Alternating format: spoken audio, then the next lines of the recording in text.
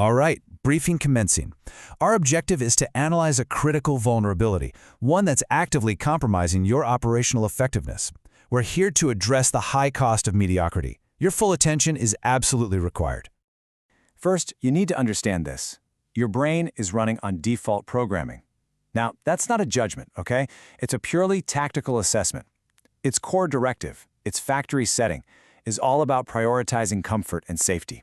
And that right there, that compromises your most important mission objectives, things like progress and completion. So here's the mission, should you choose to accept it. Override this default code. This briefing contains all the intelligence and all the protocols you're going to need to seize manual control. But engagement, well, that's your decision. Okay, Phase 1 begins now. If you want to win, you have to understand the battlefield. So, Section 1 is all about threat analysis. We're going to identify the biological default setting that's compromising your optimal performance. The primary threat we're facing is something called the neural trap. Your brain learns a really dangerous lesson, that avoidance feels safer than completion. Every single time you abandon a difficult task for an easy pleasure, you strengthen this trap. Your whole system starts to recalibrate, making high-effort, high-reward work seem, well, tactically illogical. Right now, your system is processing two conflicting inputs. On one side, you've got low-effort dopamine, the cheap, instant hits from scrolling, junk food, gaming, all designed to distract. On the other side, you have the high-effort rewards, the ones earned through real mission completion.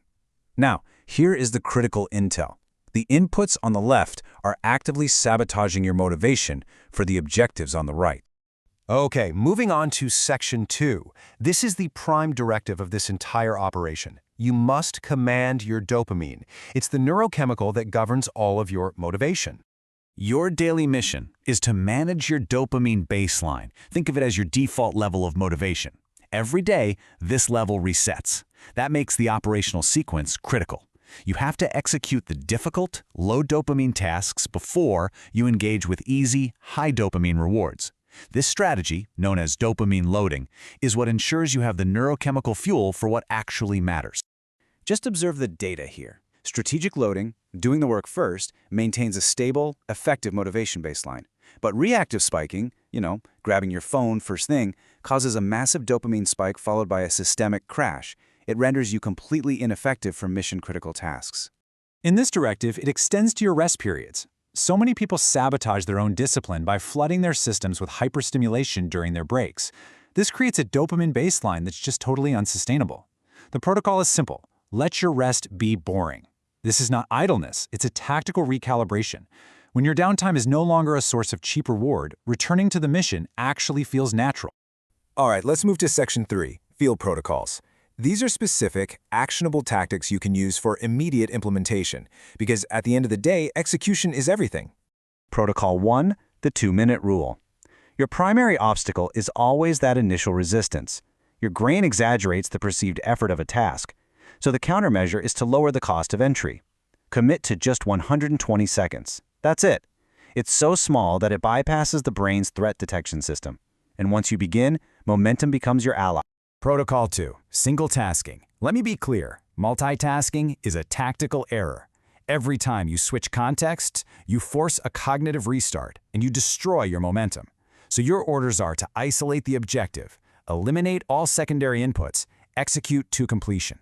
This is how you rebuild the neural pathways for deep focus, for what some people call a flow state. Protocol 3, the closure principle. Your brain is wired for closure. It craves it. Completing any task, no matter how small, triggers a dopamine reward. This reward reinforces the value of completion. So many people fail here because they abort mid-task. Your directive, push through, close the loop, and you will systematically rewire your brain to crave completion. Section 4 is for operatives committed to total mastery. These are advanced operations for a full system reboot. First, deliberate hardship. Your nervous system calibrates through exposure, not avoidance. So by choosing discomfort, a cold shower, a tougher workout, you initiate a controlled stress response. Overcoming it triggers a reward. With repeated exposure, your brain stops resisting hard work and instead begins to associate effort with resilience. It literally upgrades its own operational parameters. Second, The dopamine detox. This is a full system recalibration. For a designated period, you eliminate all artificial dopamine sources. Now, you should expect initial resistance, but then a shift happens. Silence becomes clarifying. Focus returns with an intensity you haven't felt in a long time. You're not just resetting your baseline, you are fundamentally rewiring your entire reward system. Finally, Section 5, Force Multipliers. See, discipline isn't just an internal struggle, it's environmental. You have to control your surroundings to ensure mission success.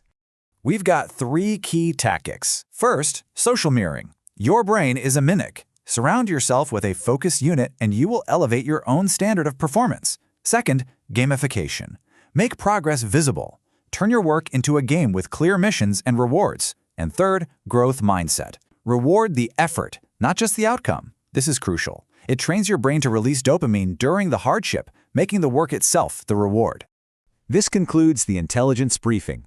The default programming is no longer an excuse. The tools for a manual override are now in your possession. Your programming is now in your hands. You have the protocols. You understand the stakes. The only remaining variable is your will to act. So, what mission will you choose? End of briefing.